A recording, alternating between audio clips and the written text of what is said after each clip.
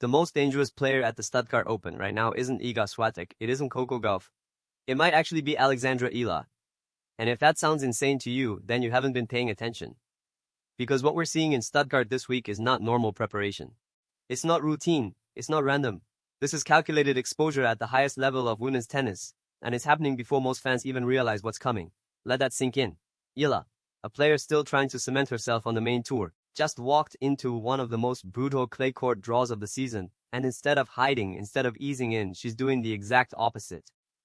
She's stepping onto center court and trading shots with the most dominant forces in the sport.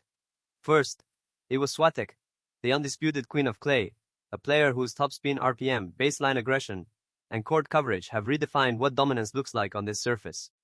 Then, it was Gauff, explosive, athletic, unpredictable, a nightmare in transition rallies and defensive scrambling.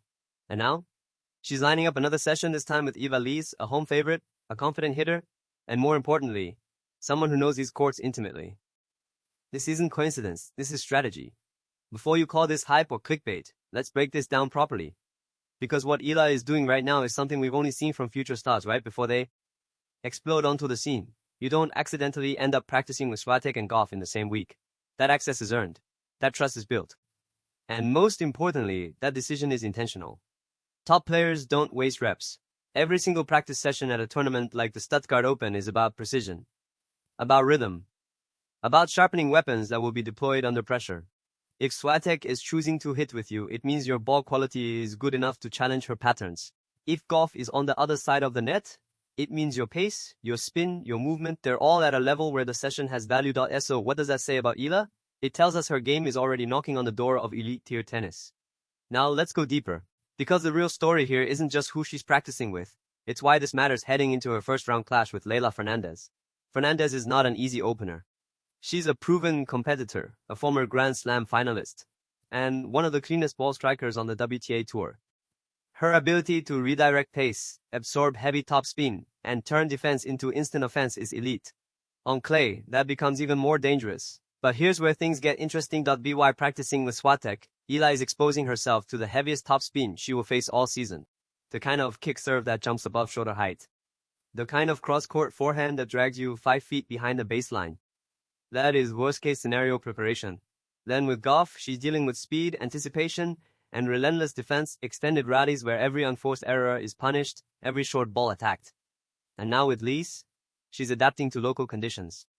The bounce, the speed of the clay, the subtle differences in Stuttgart's indoor environment. This is layered preparation. This is elite-level calibration. We're talking about a player building 3 different tactical responses in real time, adjusting to spin, to pace, to rhythm. That's not something you usually see from someone entering their first Stuttgart Open. And here's the part nobody is talking about, the draw. Because this draw is brutal. We're looking at a section that includes Elena Rybakina, Swiatek, Mirra Andreeva, and Eala. Let me say that again. Rybakina. One of the cleanest hitters in the game, a player whose flat ground strokes cut through clay like it's hard court. Swiatek, the benchmark of clay court dominance. Andreeva, a rising prodigy with fearless shot-making and absurd composure for her age. And right there, in the same section, Eala, if you're looking for an easy debut, this is the worst possible scenario. But if you're looking for a breakout moment, this is exactly where it happens.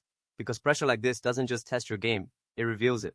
And here's where I'm going to push this even further. Eala's biggest advantage right now is not ranking. It's not experience. It's not even raw power. It's unpredictability.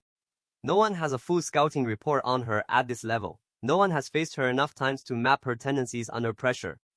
That means her serve patterns, her inside-out forehand choices, her backhand down-the-line triggers. They're all variables. And in tennis, uncertainty is dangerous, especially against players who rely on rhythm. Now imagine this. You've spent days preparing for a standard opponent. Someone with predictable rally tolerance, no weaknesses, established patterns. And suddenly you're facing a player who just spent the week hitting with Swiatek and Gauff, absorbing elite-level pace, adjusting to elite-level spin, and sharpening instincts against the best in the world. That's not the same opponent you expected. That's a wild card with momentum. And here's the secret weapon nobody is openly discussing. But it's there if you read between the lines. Confidence transfer.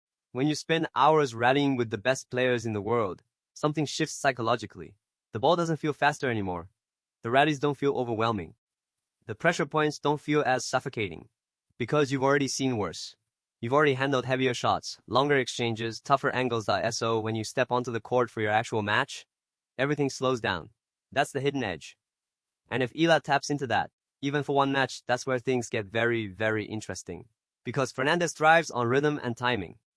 She wants to control tempo, redirect pace, and create openings with precision.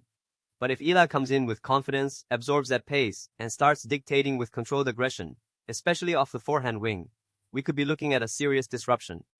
Add in solid breakpoint conversion, disciplined shot selection, and minimizing unforced errors. And suddenly, this tough draw doesn't look impossible. It looks volatile. And volatility is where upsets are born. Now zoom out. Because this isn't just about one match. This is about what happens next. The Stuttgart Open is stacked. 8 of the top 10 players are here. Every match feels like a quarterfinal. Every round demands elite execution. Rybakina and Swiatek are projected to collide in the later stages, but neither path is clean.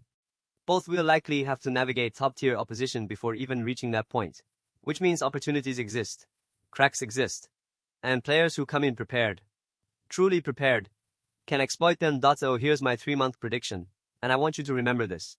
If Eala converts this week's preparation into even one high-level win, just one, we're going to see a ranking surge heading into the clay season. We're going to see confidence carry into bigger tournaments. We're going to see a player who no longer feels like an outsider, and by the time we hit the deeper stages of the clay swing, she won't be a surprise anymore. She'll be a problem. Because this is how it starts. Not with a title. Not with a headline, but with quiet, calculated preparation, behind-the-scenes sessions with champions, adaptation under pressure, and the gradual realization that you belong on that court. And if the rest of the tour isn't paying attention right now, they should be. Because something is building in Stuttgart, and once it clicks, it won't stay quiet for long. And here's the part that should genuinely concern the rest of the locker room. Because while everyone is focused on surviving this draw, Alexandra Eala is quietly upgrading in real time. This isn't just practice anymore. This is accelerated evolution. Every rally with Iga Swiatek sharpens her ability to handle extreme topspin under pressure. Every exchange with Coco Gauff forces her to extend points, to defend one more ball, to think one shot ahead instead of reacting. And when she steps on court against Leylah Fernandez, the margin for panic disappears, because she's already lived in higher intensity rallies all week. So if you suddenly see her stepping inside the baseline, taking the ball early, ripping that inside-out forehand with conviction instead of hesitation, don't be surprised. That's not luck. That's preparation meeting opportunity. And in a draw this volatile, that combination doesn't just create upsets, it creates statements. In higher intensity rallies all week. So if you suddenly see her stepping inside the baseline, taking the ball early, ripping that inside-out forehand with conviction instead of hesitation, don't be surprised. That's not luck. That's preparation meeting opportunity. And in a draw this volatile, that combination doesn't just